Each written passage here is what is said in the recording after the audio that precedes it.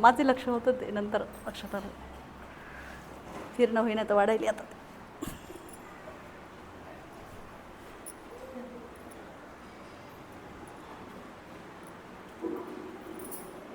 आपले दोन्ही हात जोडायचे आहेत. आपले डोळे बंद ठेवायचे आहेत. हे पुरुषोत्तम, मी मनापासून निष्ठा ठेवते तथागतावर, ज्यांचा प्रकाश आहे व्याप्त अनिर्बंध दशदिशा, आणि माझी निग्रही मनीषा तुझ्या भूमीत जन्म घेण्याची मनचक्षुंना घडते तुझ्या भूमीचे दर्शन. तेव्हा त्रैलोक्यातील सर्व भूमीत तिची श्रेष्ठता जाणते. आकाशा समान सर्व समावेशक ती तुझी भूमी आहे. ती अनंत आणि असीम सन्मार्गानुसारी तुझी करुणा आणि मैत्री सर्व भौतिक विश्वात श्रेष्ठ आहे. जन्मजन्मांतरीच्या पुण्य संचयाचा जणू परिपाक आणि तुझा ज्ञानप्रकाश सर्वव्यापी पसरतो. जणू चंद्र सूर्याचे रूप दर्पण असते. माझी अशी प्रार्थना तिथे जन्म घेतलेले प्राणी मात्र तुझ्या सम करो तू सत्यघोष सदोदित. हे बुद्धा,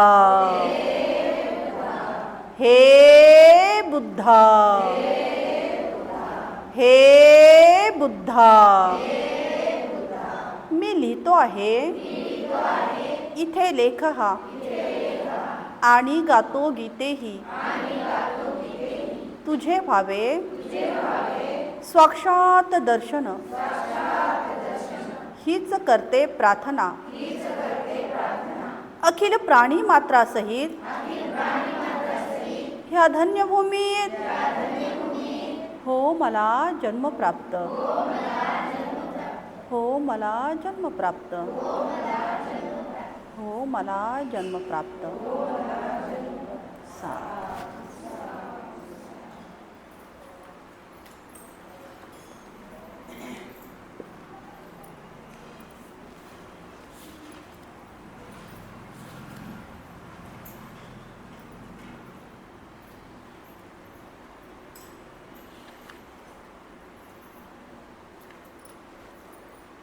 भगवान बुद्ध आणि त्यांचा धम्म या ग्रंथाचं या ठिकाणी पठण होत असताना आपण या ठिकाणी पाहिलेलं आहे की सिद्धार्थांनी या ठिकाणी रोहिणी नदीच्या या पाण्यावरून जो संघर्ष या ठिकाणी झालेला होता आणि त्या संथागारमध्ये जो या ठिकाणी त्यांना देशत्यागाची तयारी ही त्यांनी या ठिकाणी संघाची संघर्ष करताना ठरवण्यात आलेली होती. तदनंतर या ठिकाणी सिद्धार्थ निघालेले आहेत आणि मार्ग परिव्रजेच्या मार्गाने त्यांना सापडला आणि त्या दिशेने त्या मार्गाने ते या ठिकाणी निघालेले आहेत. आपण या ठिकाणी ग्रहत्यागसुद्धा पाहिलेला आहे. तद्वतच आपण या ठिकाणी छन्न परतलेला आहे हे सुद्धा आपण या ठिकाणी पाहिलेलं आहे की या छन्नाला आणि त्याचा मित्र कंठक आणि छन्न जो सारथी आहे आणि कंठक जो आहे या दोघांना सुद्धा एका रात्रीमध्ये तेवढं अंतर करण्यासाठी लागत होतं. परंतु त्या दिवशी जे आहे या दुःखद वार्तालापामुळे त्यांना या ठिकाणी 8 दिवस लागलेले होते. तशाच पद्धतीने हे शोकाकुल कुटुंबसुद्धा ज्यावेळेस छन्न आणि कंठक परत येतात त्यावेळेस शुद्धोधनाचं कुटुंबीय मंडळी छन्न परत येण्याची आतुरतेने ज्यावेळेस वाट पाहत होते त्यांना अशी आशा होती की छन्न सिद्धार्थ गौतमाला घरी परत येण्यास भाग पाडेल. परंतु राजाचा ह्या अश्वशाळेत शिरताच जो कंठक घोडा आपले दुःख राजमहालातील लोकांना कळण्यासाठी मोठमोठ्याने खंकाळत होता. राजाच्या या अंतपुराच्या जवळपास असलेली सगळी काही लोक मनाशीच म्हणाली, ज्या अर्थी घोडा कंठक खिंकाळत आहे त्या अर्थी कदाचित राजपुत्र गौतम परत आला असावा. आणि दुःखाने मूर्छित झालेल्या स्त्रिया हर्षित बेहोश होऊन डोळे विस्फारित ज्यावेळेस त्या बाहेर आल्या त्यावेळेस राजपुत्राशिवाय केवळ कंठक घोडाच त्यांना या ठिकाणी दिसला. आणि गौतमीचा तर मनावरचा ताबा सुटून ती मोठमोठ्याने आक्रोश करू लागली, रडू लागली, मूर्छित झाली आणि रडत असताना ती ओरडली, जो अजनबाहू आहे, ज्याची कमर सिंहाच्या कमरेसारखी बारीक आहे, बैलाच्या डोळ्यासारखे ज्याचे डोळे आहेत आणि ज्याची अंगक्रांती ही सोन्यासारखी पिवळी धमक आहे, ज्याची छाती रुंद आणि आवाज दुधभंगी किंवा मेघगर्जनेसारखा आहे, अशा वीर पुरुषाने वनातील आश्रमात राहावे काय? अशी एक माता वेगवेगळ्या या आपल्या मुलाच्या या शरीराची जी विवेचना करत होती की माझा मुलगा हा अशा पद्धतीचा आहे, अशा रंगरूपाचा आहे आणि अशा ह्या वीर पुरुषाने वनातील आश्रमात राहावे काय, आणि असं म्हणत ती आक्रोश करू लागली. असा सुवर्ण गुणसंपन्न वीर पुरुष आपणापासून निघून गेल्यामुळे ही पृथ्वी त्या थोर कार्य करणाऱ्या अद्वितीय पुरुषाच्या बाबतीत राहण्यास खरोखरच अयोग्य अशीच झाली आहे, असंही त्या ठिकाणी ती वेगवेगळ्या शब्दामध्ये विचारणा करून ती आरडाओरडा करू लागली. ज्याची बोटे सुंदर स्नायूंनी जोडलेली आहेत, ज्याचे घोटे स्नायूखाली लपलेले आणि नीलकमलासारखे दिसणाऱ्या व मध्यावर चक्रचिन्ह धारण करणाऱ्या अशा त्याच्या या सुकमोल 2 पायांनी तो त्या खडकाळ प्रदेशात कसा बरे चालू शकेल? ज्याच्या शरीराला उंची वस्त्रे प्रवारणे, सुगंधी अत्तरे व चंदनाने सजीवलेल्या प्रसादाच्या गच्चीवर पोहुडण्याची सवय, तो पौरुषसंपन्न देह अरण्यात थंडी, वारा, पाऊस, ऊन या सर्वांच्या माऱ्याला नेहमी आता मात्र मोकळ्या असलेल्या अरण्यात कसा बरे राहू शकेल? ज्याला आपले कुटुंब, चांगुलपणा, सामर्थ्य, शक्ती, विद्वत्ता, सौंदर्य, तारुण्य याचा अभिमान वाटतो, जो नेहमी दान करण्यास सिद्ध असतो पण घेण्यास नसतो, तो दुसऱ्याकडून आता मात्र भिक्षा मागत कसा काय फिरू शकेल?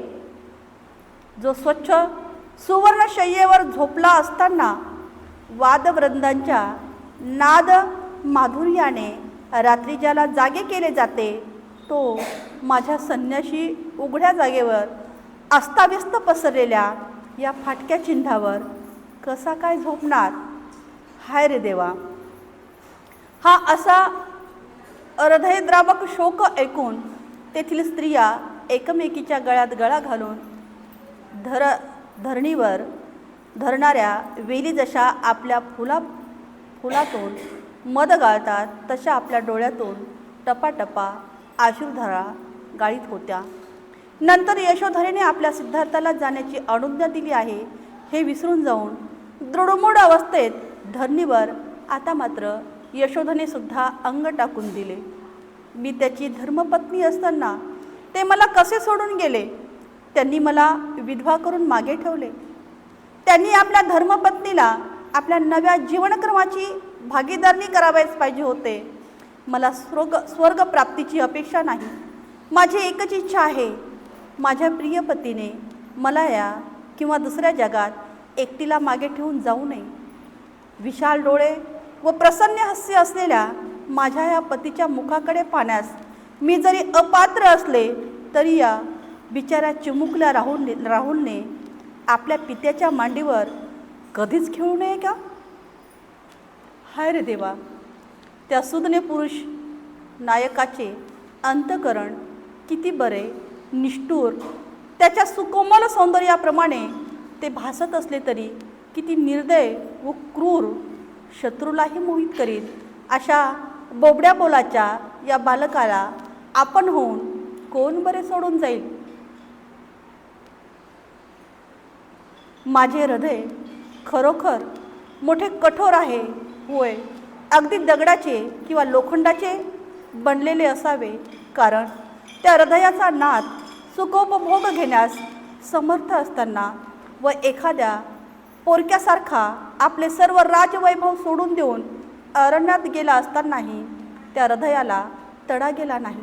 पण मी काय करू? आता मला हे दुःख सहन होत नाही. अशा तऱ्हेने दुःखाने मूर्छित होऊन यशोधरा एक सारखी आक्रदत होती.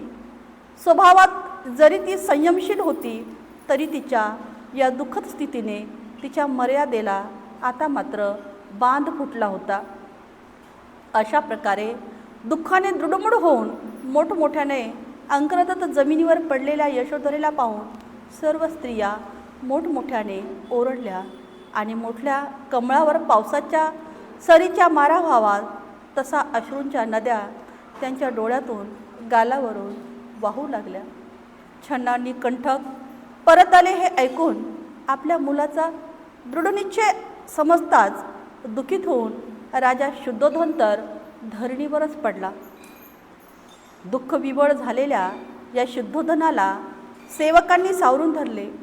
तेवढ्यात त्यांनी अश्रूंनी डबडबलेल्या डोळ्यांनी त्या घोड्याकडे पाहिले आणि जमिनीवर अंग टाकून विवळत तो रडू लागला.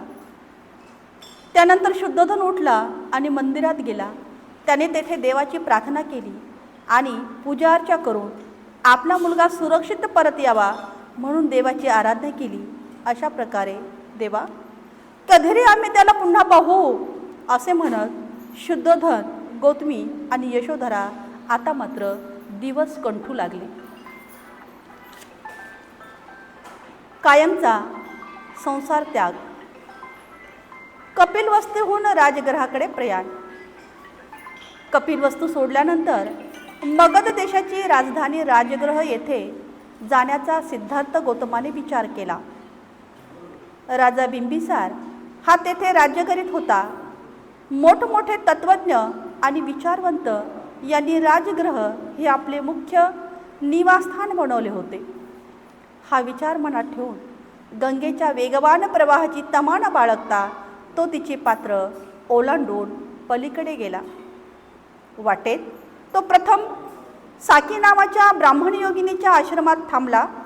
नंतर तो पुढे पद्मा नावाच्या दुसऱ्या एका ब्राह्मण योगिनीच्या आश्रमात गेला आणि मग रेवत नावाच्या ब्राह्मण ऋषीच्या आश्रमात जाऊन त्या सर्वांनी त्याचे आदरातिथ्य केले.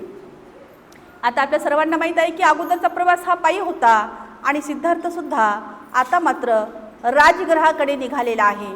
आणि राजगृहाकडे निघत असताना कपिलवस्तू ते राजगृह हा पायी प्रवास करत असताना जवळपास 400 मैल हा प्रवास आहे.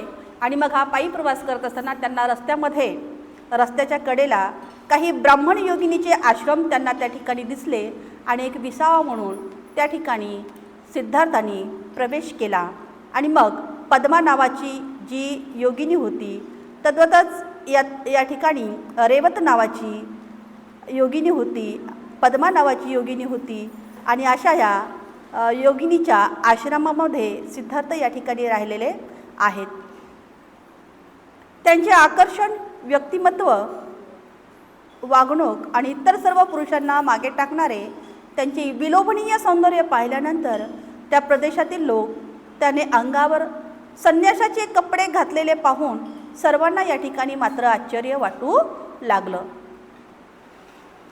त्याला पाहिल्यानंतर दुसरीकडे जात असलेला मनुष्य निश्चलपणे त्या ठिकाणी उभा राही, तर उभा असलेला मनुष्य त्याच्या मागोमाग चालू लागे. सावकाश आणि गंभीर चालत असलेला मनुष्य धावू लागे, तर बसलेला मनुष्य एकदम उठून उभा राही. काही लोक त्याला दोन्ही हातांनी वंदन करत, तर काही पूज्य बुद्धीने मस्तक नमून त्याला मात्र अभिवादन करीत. काही जण प्रेमळ शब्दांनी त्याला संबोधित. कोणीही मनुष्य त्याला अभिवादन केल्याखेरीज मात्र जात नसे. ज्याच्या रंगबिरंगी कपडे घातले होते अशा लोकांना सुद्धा त्यांना पाहून स्वतःची त्यांना आता लाज वाटू लागली. जे त्या विषयावर गप्पा मारणारे लोक गप्प होत त्याला पाहिल्यानंतर कुणाच्याही मनात वाईट विचार मात्र येत नव्हते. त्यांच्या भुवया, त्यांचा भाल प्रदेश, त्यांचे मुख, त्यांचे शरीर, त्यांचे हात, त्यांचे पाय किंवा त्यांचे चालण्याची डब यापैकी त्यांच्या कोणत्याही भागाकडे एखाद्याची नजर गेली की त्या क्षणीच त्याची दृष्टी तेथे त्या ठिकाणी खिळून राही किंवा त्याच ठिकाणी त्यांची दृष्टी ही थांबल्या जाई. दीर्घ आणि खडतर प्रवास केल्यानंतर 5 टेकड्यांनी वेढलेल्या पर्वतराजांनी रक्षिलेल्या व सुशोभित केलेल्या आणि मंगल व पवित्र अशा स्थळांनी पुनीत झालेल्या राजगृह नगरीत गौतम आता मात्र येऊन पोहोचला आहे. राजगृहास आल्यावर पांडव टेकडीच्या पायथ्याशी एक जागा त्याने निवडली व तेथे तात्पुरती वस्ती करण्यासाठी एक लहानशी त्याने पर्णकुटी या ठिकाणी तयार केली. राजगृहापासून कपिलवस्तू पायवाटेने जवळपास 400 मैल अंतरावर आहे आणि हा सगळा दीर्घ प्रवास गौतमाने पायीच केला होता. किती किलोमीटर होता हा प्रवास? 400 मैल किलोमीटर असा या ठिकाणी या अंतर होतं आणि हा सगळा दीर्घ असा प्रवास जो आहे सिद्धार्थ गौतमाने मात्र पायीच केला होता. आता पर्णकुटी त्या ठिकाणी पांडव टेकडीच्या बाजूला त्यांनी पर्णकुटी या ठिकाणी बांधून तिथे आता वास्तव्याला आहेत. दिवस आता दुसरा उजाडलेला आहे. दुसरा दिवस उजाडला आणि मग भिक्षेकरिता शहरात जाण्यासाठी सिद्धार्थ आता निघाला. फारच मोठा जमाव त्यावेळी त्याच्या भोवती जमला. दुसरा दिवस उजाडला आहे. सिद्धार्थांनी या ठिकाणी आपल्या हातामध्ये भिक्षापात्र घेतलेलं आहे आणि भिक्षापात्र घेऊन ते आता मात्र भिक्षाटनासाठी निघालेले आहेत. सिद्धार्थाला पाहून सगळेजण लोक त्या ठिकाणी आता मात्र त्यांचा जमाव पाहण्यासाठी जमा झालेला आहे. खूप लोक त्या ठिकाणी जमा झाले आणि मग तेवढ्यात जो राजा या ठिकाणी बिंबिसार राजा आहे तो बिंबिसार राजासुद्धा या ठिकाणी बाहेर जात असताना त्याला त्या लोकांचा जमाव दिसला आणि मग सेवकाला त्या ठिकाणी विचारणा करतो की हा जमाव कशाचा आहे. आणि मग त्या ठिकाणी त्याचा जो सेवक आहे, जो नौकर आहे, तो नौकर त्याला सांगतो की हा जो जमाव आहे तो ज्याच्याजवळ ब्राह्मणाने असे भविष्य वर्तवले होते की हा एकतर उच्चतम ज्ञान प्राप्त करून घेईल किंवा पृथ्वीचा सम्राट होईल, तोच हा शाक्याचा राजपुत्र आहे. त्यालाच पाहण्यासाठी लोकांनी या ठिकाणी गर्दी केलेली आहे.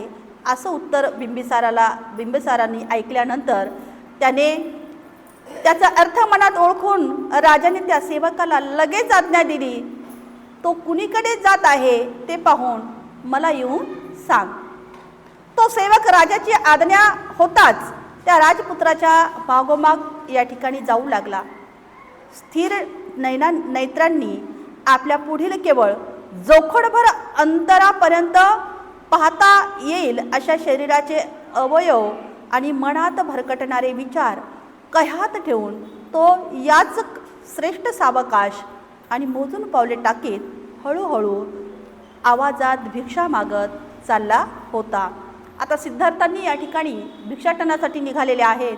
भिक्षाटनासाठी निघाल्यानंतर केवळ एक पावले पुढे टाकण्यासाठी ते जोखडभर म्हणजे एक हातभर या ठिकाणी अंतर म्हणजे आपल्या नजरेचं अंतर ठेवून त्या ठिकाणी ते चालत होते. ना ह्या साईडला पाहिजे, ना त्या साईडला पाहिजे, ना वरती पाहिजे, ना कोणत्या साईडला ते पाहत नव्हते. तर एक जोखडभर अंतर ठेवून ते पुढे पाहत असताना आपली पावलं सावकाशपणे टाकत ते त्या ठिकाणी मात्र भिक्षाटन करू लागलेले आहेत. मिळेल ती भिक्षा स्वीकारून तो पर्वताच्या एका निवांत कोपऱ्यात जाऊन बसला आणि तेथे अन्न सेवन करून तो पांडव टेकडी चढून वर गेला.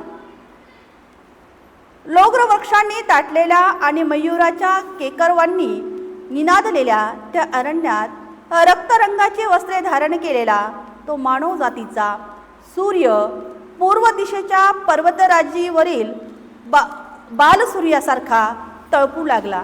आता टेकडीवर ते गेलेले आहेत, पांडव टेकडीवर. आपण सर्वांनी या ठिकाणी बऱ्याच जणींनी पांडव टेकडी पाहिलेली आहे. जसा या ठिकाणी आमच्या अक्काही गेलेल्या आहेत, आमच्या ताई पण गेलेल्या आहेत, बऱ्याच या ठिकाणी आमच्या खंदारेताईंनी सुद्धा पाहिलेलं आहे, आमच्या येडेताईंनी, पुष्कळ अशा महिला आहेत, आमच्या साळवेताईसुद्धा अशा आहेत की त्यांनी बौद्ध धम्म सहल या ठिकाणी केलेली आहे. आणि म्हणून आपल्याला या ठिकाणी ज्यावेळेस आपण शब्दाची उच्चारणा करतो त्यावेळेस तुमच्या डोळ्यासमोर पांडव टेकडी येऊन उभे राहिली असेल आणि राहतेच. आणि मग त्या पांडव टेकडीवर ज्यावेळेस भिक्षाटन करून अन्न ग्रहण केलेलं आहे आणि पांडव टेकडीवर ते सिद्धार्थ आता चढलेले आहेत, त्यांचं जे रूप आहे जणू काय आकाशातला सूर्य जसा दिसतो, जणू काय एका मानवी रूपामध्ये हा जमिनीवरचा सूर्य त्या ठिकाणी भासू लागलेला आहे. पर्वतराजीवरील या बालसूर्यासारखा जणू सिद्धार्थाचं रूप या ठिकाणी तळपू लागलं होतं. याप्रमाणे त्याला लक्षपूर्वक पाहिल्यानंतर त्या राजसेवकाने राजाला सर्व काही हकीकत जाऊन सांगितली. आणि मग राजाने जेव्हा ती हकीकत ऐकली तेव्हा अति आदराने आणि मोजकाच लवाजमा घेऊन स्वतः तिकडे जाण्यास आता मात्र राजा बिंबिसार निघाला आहे. पर्वताप्रमाणे धिप्पाड असा तो राजा टेकडी चढून गेला. जोपर्यंत रथ चालत होता तोपर्यंत तिथपर्यंत त्याने रथ नेला.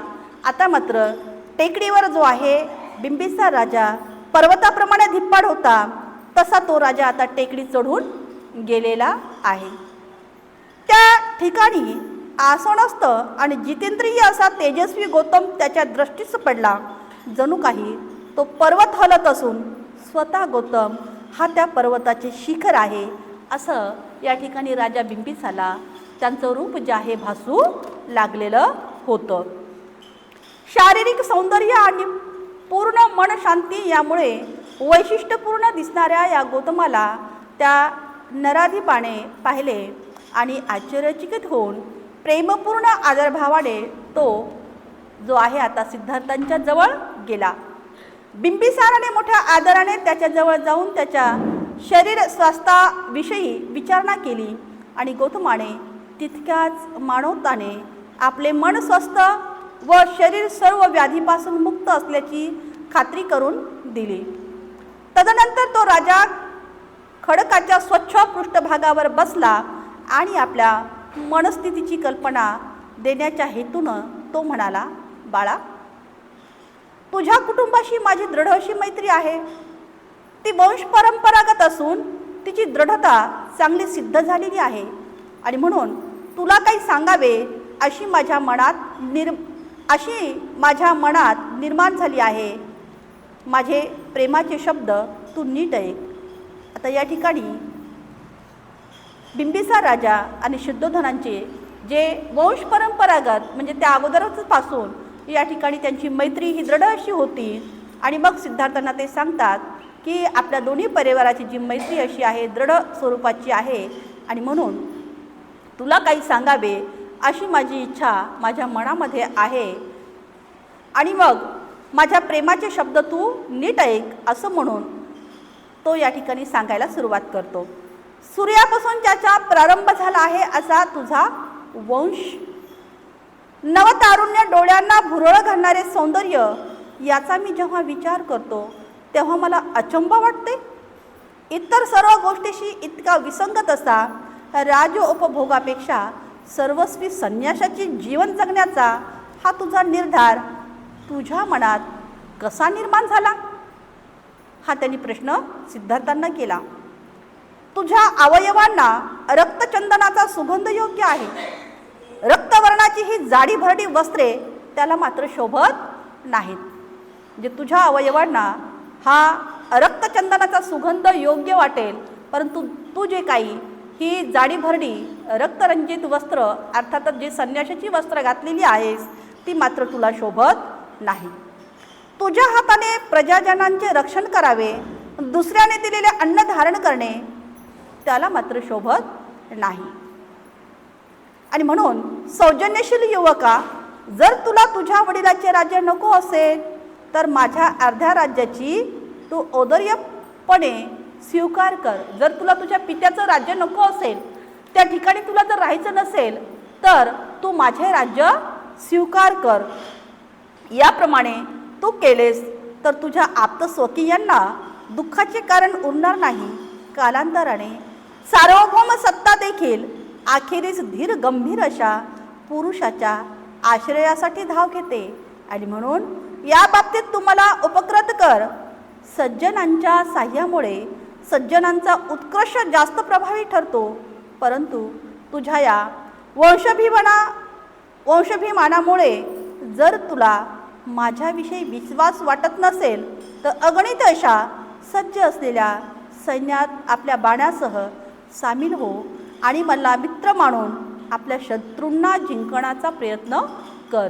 जर तुला मी जे काही राज्य देतो आणि असं जर तुला नको असेल, तर तू माझ्याशी युद्ध कर आणि त्या धनुष्य म्हणजे बाणाच्या साह्याने त्या सैन्यात आपल्या बाणासह सामील हो आणि मला मित्र मानून आपल्या शत्रूला तू जिंकण्याचा प्रयत्न कर. आणि मग तशा पद्धतीने तू ते राज्य घे. आणि म्हणून तू यापैकी एका गोष्टीचा स्वीकार कर. ह्या किंवा त्या धर्मसंपत्ती आणि सुख यांच्या नियमांना अनुसरून तू वाग. प्रेम आणि इतर गुण यांना तू अनुसरून जीवनाची ही 3 उद्दिष्टे आहेत. जेव्हा माणसे मरतात तेव्हा केवळ या जगापुरताच त्यांचा अंत होतो. आणि म्हणून जीवनाच्या या 3 उद्दिष्टांना अनुसरून त्याची फलप्राप्ती करून घेण्यास तुझे हे वास्तविक कारणीभूत होऊ दे. असे म्हणतात की धर्म, संपत्ती आणि सुख याची ज्यावेळी संपूर्ण प्राप्ती होते, त्यावेळी मानवी जीवनाचा हेतू पूर्ण होतो. धनुष्याची दोरी खेचण्यास लायक असलेले तुझे हे 2 बलवान बाहू निरुपयोगी राहू देऊ नकोस. तेही पृथ्वीच काय, पण त्रैलोक्य जिंकण्यास अधिक समर्थ आहेत. मी तुला हे प्रेमामुळे सांगत आहे, सत्ता किंवा उद्धटपणामुळे नव्हे. आणि पुन्हा या ठिकाणी बिंबिसार म्हणतो की तुला मी जे काही सांगत आहे तर हे प्रेमापोटी सांगत आहे, मायेपोटी सांगत आहे. की जे मी या ठिकाणी बोलत आहे, माझ्याकडे जी संपत्ती आहे किंवा जी सत्ता आहे किंवा त्या उद्धटपणामुळे मी या ठिकाणी तुला बोलत नाही. माझे मन अनुकंपेने भरून आले आहे आणि मी अश्रू ढाळीत आहे. याचकाचे जीवन जगू इच्छिणाऱ्या गौतमा, नामवंत अशा तुझ्या वंशाला साजेसे तुझे सौंदर्य वार्धक्य येऊन नष्ट होण्यापूर्वी वेळ गेली नाही, तोपर्यंत आत्ताच सर्व सुखाचा उपभोग घे. पुनस्त या ठिकाणी राजा सांगतात की हे गौतमा, तू आता यौवनामध्ये आहेस, तू आता तारुण्यामध्ये आहेस आणि वार्धक्य येण्याच्या अगोदर तू त्याचा उपभोग घे. वृद्ध मनुष्य धर्माने पुण्य मिळवू शकतो. सुखोपभोगाच्या दृष्टीने वृद्धपकाळ असह्य असतो. आणि म्हणून असे म्हणतात की सुखे हे तरुणासाठीच असतात, संपत्ती मध्यम वयस्कर पुरुषासाठी असते आणि धर्म वृद्धांसाठी असतो. पुनस्त या ठिकाणी ज्या मानवाच्या 3 व्याधीमधून माणसाला जावं लागतं, म्हणजे 3 रूपं असतात माणसाची, तारुण्य, वार्धक्य आणि म्हातारपण. तर हे वृद्ध मनुष्य धर्माचे पुण्य मिळवू शकतो. सुखोपभोगाच्या दृष्टीने वृद्धपकाळ असह्य असतो. आणि म्हणून असे म्हणतात की सुखे हे तरुणासाठी असतात.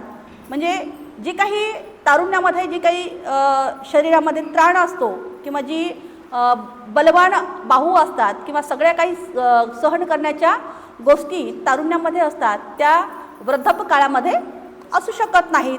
आणि म्हणून या ठिकाणी बिंबिसार राजा पुन्हा समजावून सांगतो की आताच तुला या ठिकाणी सुखोपभोगाच्या दृष्टीने तुला ह्या सगळ्या गोष्टी काय करायच्या, उपभोग घ्यायचा आहे. आता वृद्धपकाळ आल्यानंतर एखादी जर खाण्याची जरी चीज असेल तर ती खाल्ल्यानंतर त्यांना पचत नाही, पण तारुण्यामध्ये किती जरी खाल्लं तरी ते पचतं किंवा हजम होतं. आणि तशाच पद्धतीचं या वेगवेगळ्या तऱ्हेने बिंबिसार राजा सिद्धार्थांना समजावण्याचा प्रयत्न या ठिकाणी करत आहेत. आजच्या या जगात यौवन हे धर्म व संपत्ती याचा शत्रू आहे. आपण स्वतःला सुखोपभोगापासून दूर ठेवण्याचा कितीही प्रयत्न केला तरी आपण त्यांना टाळू शकत नाही.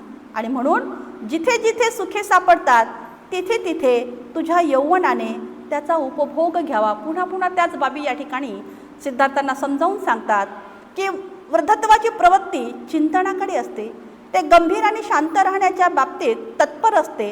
फारसे आयास न करता अपरिहार्यपणे ती विकारविरहित होते आणि लज्जा हेही त्याचे कारण आहे.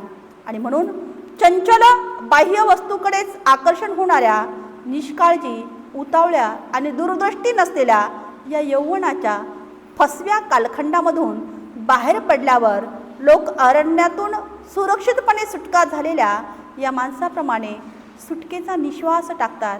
आणि म्हणून अविचारी आणि भ्रमक असा हा यौवनाचा चंचल काल तो जाऊ दे. आपल्या आयुष्यातील पूर्व भागातील वर्ष सुखाकरिता राखून ठेवलेल्या असतात आणि या इंद्रियाच्या आसक्तीपासून आपण त्यांना दूर ठेवू शकत नाही. धर्म जर खरोखरच तुझे ध्येय असेल, पुन्हा या ठिकाणी सिद्धार्थांना म्हणतात की खरोखरच धर्म जर तुझं ध्येय असेल तर यज्ञ कर. यज्ञ करून सर्वोच्च अशा स्वर्गात आरोहण करणे ही तुझ्या कुटुंबाची अतिप्राचीन अशी प्रथा आहे. मोठ्या मोठ्या ऋषींनी जे ध्येय आत्मक्लेशाने गाठले त्याच ध्येयाची प्राप्ती सुवर्ण कंकणांनी ज्याचे हात भरलेले असत आणि ज्याची चित्रविचित्र मुकुट रत्नाच्या प्रकाशामुळे चकचकत असतात, अशा राजेश्रींनी यज्ञाच्या मार्गाने करून घेतली पाहिजे. आणि खरंच तुझं जर धर्म साधण्याचं जर साध्य करायचं तुझा हेतू असेल तर तू यज्ञ कर. अशा वेगवेगळ्या नाना पद्धतीने बिंबिसार राजांनी या ठिकाणी सिद्धार्थांना समजावण्याचा प्रयत्न केला. ह्या सगळ्या बाबी सिद्धार्थांनी शांतपणे ऐकून घेतल्या आणि मग गौतमाने बिंबिसार राजाला आता मात्र उत्तर दिलेलं आहे. याप्रमाणे मगध राजाने गौतमाला इंद्राप्रमाणे योग्य आणि खंबीर शब्दात उपदेश केला, परंतु तो ऐकल्यावर राजपुत्र जराही डळमळला नाही. तो पर्वताप्रमाणे अचल राहिला. मगध राजाने याप्रमाणे उपदेश केल्यावर गौतमाने आपल्या शांत आणि स्नेहपूर्ण चेहऱ्यात बदल न करता खंबीर शब्दाने खणखणीत वाणीने उत्तर दिले. आपण जे सांगितलेले त्यात आपल्या दृष्टीने चमत्कारिक असे काही नाही महाराज. सिंह हे ज्याचे राजचिन्ह आहे अशा थोर कुळात ज्या अर्थी आपण जन्माला आहात आणि ज्या अर्थी आपण आपल्या मित्रावर प्रेम करणारे आहात त्या अर्थी आपल्या एका मित्राच्या बाबतीत आपण या मार्गाचा अवलंब करावा हे अगदी स्वाभाविक आहे. पहिल्या प्रश्नाचं उत्तर दिलेलं आहे. तिथे काय सांगितलं होतं? सूर्य हा तुझ्या कुळाचा आहे. आता इथे लागलेच या ठिकाणी सिद्धार्थांनी उत्तर दिलेलं आहे की महाराज सिंह हे ज्याचे राजचिन्ह आहे अशा थोर कुळात ज्या अर्थी आपला जन्म झालेला आहे. आणि तुम्हाला तुमचं हे जे बोलणं आहे मित्रत्वाच्या बाजूनं अगदी बरोबर आहे. दुष्ट मनाच्या माणसाच्या बाबतीत त्याच्या कुळाला योग्य असा स्नेहभाव खंडित होतो आणि विलयास जातो. फक्त चांगले माणसेच स्नेहशील कृतीची नवी परंपरा निर्माण करून पूर्वजापासून चालत आलेल्या मैत्रीची वाढ करतात. आपल्या मित्राचे दैव फिरले तरी त्याच्याशी वागताना जे आपल्या वर्तनात बदल करीत नाहीत त्यांनाच मी माझ्या अंतःकरणात खरे मित्र म्हणून स्थान देतो. भाग्यशाली पुरुषाला वैभवकाळ प्राप्त झाला असता त्याच्याशी कोण मैत्री करणार नाही?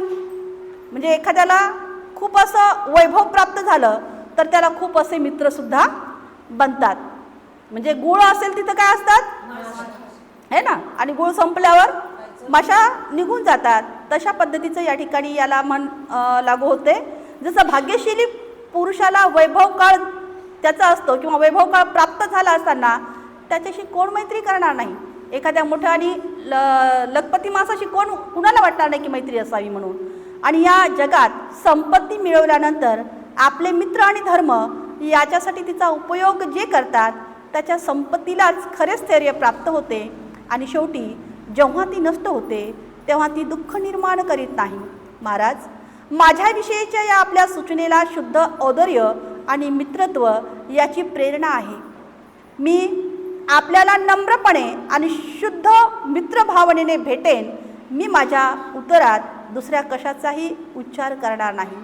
मला ह्या ऐहिक वस्तूची जितकी भीती वाटते महाराज, तितकी सर्पाची, आकाशातून होणाऱ्या वज्रघाताची किंवा वाराने भडकणाऱ्या ज्वालाचीही वाटत नाही. या भौतिक चिजांची भीती जी आहे सिद्धार्थाने या ठिकाणी महाराजांना सांगितलेली आहे. महाराज, ह्या ज्या काही ऐहिक वस्तू आहेत, ज्या भौतिक वस्तू आहेत, याची मला खूप भीती वाटते. मला सर्पाची भीती वाटत नाही महाराज, आकाशातून होणाऱ्या वज्राची भीती वाटत नाही किंवा पावसाची भीती वाटत नाही महाराज, किंवा वाराने भडकणाऱ्या जो ज्वाला आहे, जो अग्नी आहे, जो जाळ आहे, त्याची सुद्धा महाराज मला भीती वाटत नाही.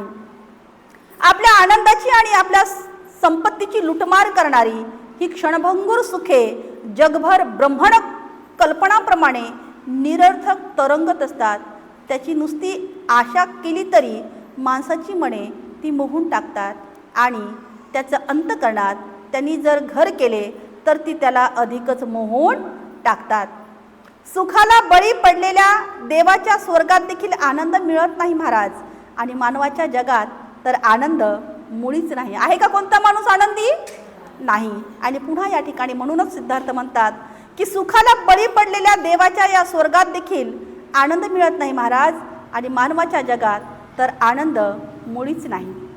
वाऱ्याचा मित्र असलेला अग्नी ज्याप्रमाणे कितीही इंधन मिळाले तरी संतुष्ट होत नाही, त्याचप्रमाणे जो तृष्णार्थ आहे त्याला कितीही सुख मिळालं तरी तो तृप्त होत नाही.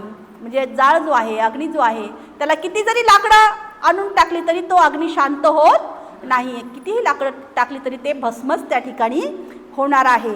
आणि म्हणून महाराज, त्याचप्रमाणे मनुष्य मानवाची ज्याप्रमाणे तृष्णा आहे, त्या तृष्णार्थ आहे त्याला कितीही सुखे मिळाली तरी त्याची तृष्णा किंवा त्याची तृप्ती किंवा त्याची इच्छा ही संपुष्टात येत नाही किंवा थांबत नाही. या जगात सुखासारखी दुसरी आपत्ती नाही. लोक प्रभावामुळे म्हणजे लोक भ्रमामुळे या ठिकाणी सुखासक्त होतात.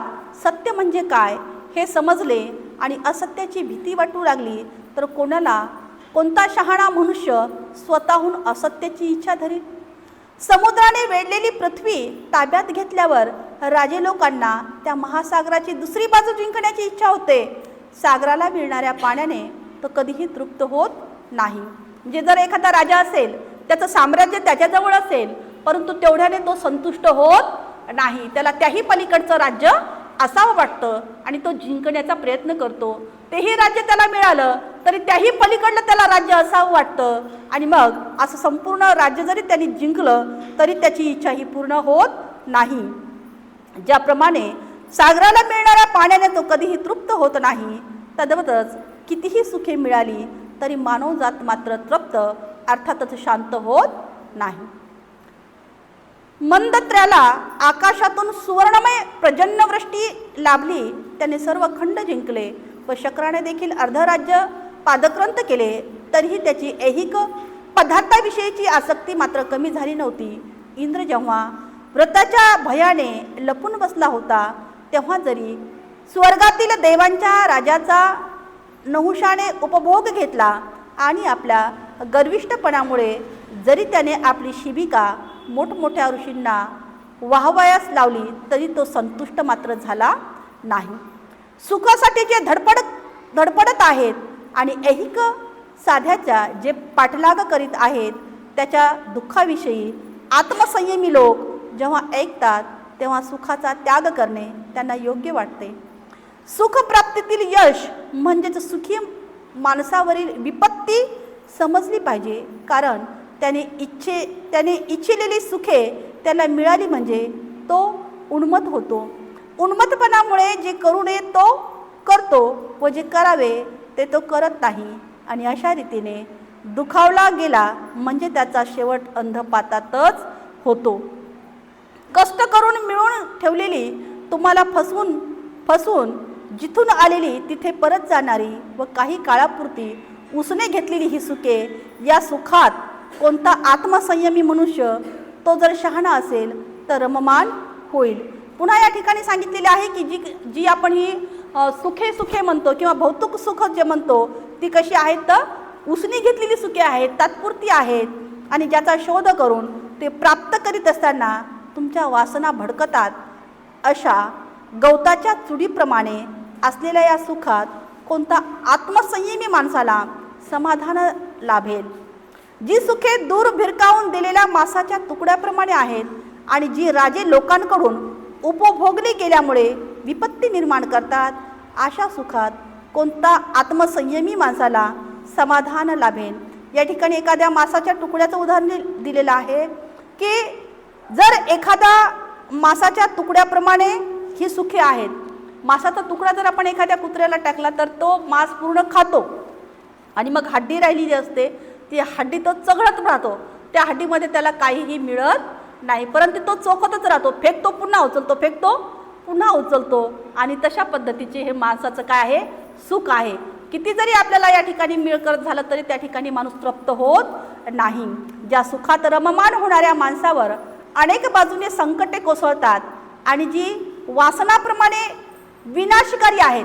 आता एखादं सुख जर मिळवायचं तर त्यावर आपल्याला संकट येतं, कारण ते आपल्याला गोष्ट हस्तगत करण्यासाठी त्या ठिकाणी आपल्याला कितीतरी भानगडी कराव्या लागतात, कारण कितीतरी श्रम करावे लागतात, कारण कितीतरी त्या ठिकाणी घडामोडी करावी लागतात आणि अनेक बाजूंची या ठिकाणी संकटे कोसळतात आणि जी वासनाप्रमाणे विनाशकारी ही सुखे आहेत. अशा या सुखात कोणता आत्मसंयमी माणसाला समाधान लाभले महाराज? ज्याच्या अंतकरणाच्या या सुखांनी चावा घेतला अशा आत्मसंयमी पुरुषाचाही नाश होतो. त्यांना आनंद मिळत नाही. संतापलेल्या क्रूर सर्पाप्रमाणे असलेल्या या सुखामध्ये कोणता आत्मसंयमी माणसाला समाधान लाभेल? हाड चगडीत उपाशी मरणाऱ्या या कुत्र्याप्रमाणे जरी त्या सुखाचा उपभोग माणसाने घेतला तरी त्याचे समाधान मात्र होत नाही. अशा सुखांच्या या आसक्तीमुळे ज्याची बुद्धी आंधळी झाली आहे, जो कपाळकरंटी सुखोपभोगाच्या आशेचा दरिद्री असा गुलाम आहे, त्याने या जीवसृष्टीत मृत्यूचे दुःख भोगावे हेच योग्य आहे. गाण्यावर लुब्ध होऊन हरिण स्वतःचा नाश ओढून घेते, तेजावर भाळून पतंग अंगणीत झेप घेतो, आमिषाला भुलून लोखंडाला गळ गिळतो, म्हणून ऐहिक सुख अंत जे आहे दुःख निर्माण करतो. एक माशाचं सुद्धा या ठिकाणी उदाहरण दिलेलं आहे. माशाला जर आपण काही खायला टाकलं तर त्या ठिकाणी मासा येतो, परंतु त्याला हे कळत नाही की आपल्याला या ठिकाणी आपल्याला गळ लागणार आहे आणि त्याचा अंत मग शेवटी काय होतो? दुःखामध्ये होतो. अशी वेगवेगळी या ठिकाणी उदाहरणं दिलेली आहेत आणि म्हणून हे ऐहिक सुखे अंत जे आहे त्याचा दुःख निर्माण करतात. सुख म्हणजे उपभोग असे सर्वसाधारणपणे मानले जाते. कसोटीला लागणाऱ्या त्यापैकी एकही उपभोगाच्या योग्यतेचे आहे असे मात्र या ठिकाणी आढळून येत नाही. सुंदर वस्त्रे आणि इतर सुखे म्हणजे पदार्थाचे केवळ सोबती होत दुःखावरील उपाय एवढेच त्याचे महत्त्व मानले जाते. तहान भागवण्यासाठी पाण्याची आवश्यकता असते. तहान जर लागली तर कशाची आवश्यकता असते? पाण्याची आवश्यकता असते. त्याचप्रमाणे भूक लागली तर भूक शमवण्यासाठी जेवणाची, अन्नाची आवश्यकता असते. भूक शमवण्यासाठी अन्न पाहिजे असते. वारा, ऊन आणि पाऊस यांच्या निवारणासाठी घर हवे असते आणि आपली नग्नता झाकण्यासाठी व थंडी वाऱ्यापासून संरक्षण करण्यासाठी कपड्यांची आवश्यकता असते. याचप्रमाणे झोपेची गुंगी घालवण्यासाठी एक बिछाना हवा असतो. प्रवासाचा शेण होऊ नये म्हणून वाहन असते. उभे राहण्याचा त्रास कमी करण्यासाठी आसन असते. तसेच शरीराची शुद्धी, आरोग्य आणि शक्ती याच्यासाठी स्नान हे एक साधन असते. म्हणजे एकूणच आपल्याला ज्या ज्या काही जीवनावश्यक गोष्टी आहेत त्याचा या ठिकाणी वृत्तांत दिलेला आहे. जर आपल्याला पसीना आला, घाम आला तर आपण स्वच्छ जर आंघोळ केली तर आपलं शरीर कसं होतं? मग स्वच्छ होतं. अशा जीवन आवश्यक या ठिकाणी गोष्टी सांगितलेल्या आहेत आणि म्हणून बाह्य वस्तू म्हणजे मानवाच्या दुःख निवारण्याची साधने होत, हे आनंदाच्या उपभोगाचे मार्ग नव्हेत, केवळ प्रतिबंधक उपाय म्हणून ज्याचा उपयोग केला जातो. अशा ह्या बाह्य वस्तूपासून आपल्याला आनंदाचा उपयोग मिळतो असे कोणता शहाणा मनुष्य मान्य करेल? म्हणजे ज्या काही या बाह्य वस्तू आहेत त्या बाह्य वस्तूपासून आपल्याला कोणताही आनंद मिळणार नाही असं या ठिकाणी सांगितलेलं आहे. पित्त प्रकोपाच्या या तापाने फणफणल्यामुळे शीतलतेच्या या उपाययोजनेचे दुःख कमी करण्याचा गुंतला असताना जो त्या या उपाययोजना म्हणजेच आनंदाचा उपयोग असे समजतो तोच सुखांना आनंद हे नाव देतो. ज्या अर्थी सर्व सुखामध्ये चंचलता आढळून येते त्या अर्थी मी त्यांना आनंद हे नाव देऊ शकत नाही महाराज. कारण सुखामागून दुःख येणे हेच मुळी त्याची वैशिष्ट्य आहेत. सुख जरा आलं तर ते अनंत काळासाठी राहतं का?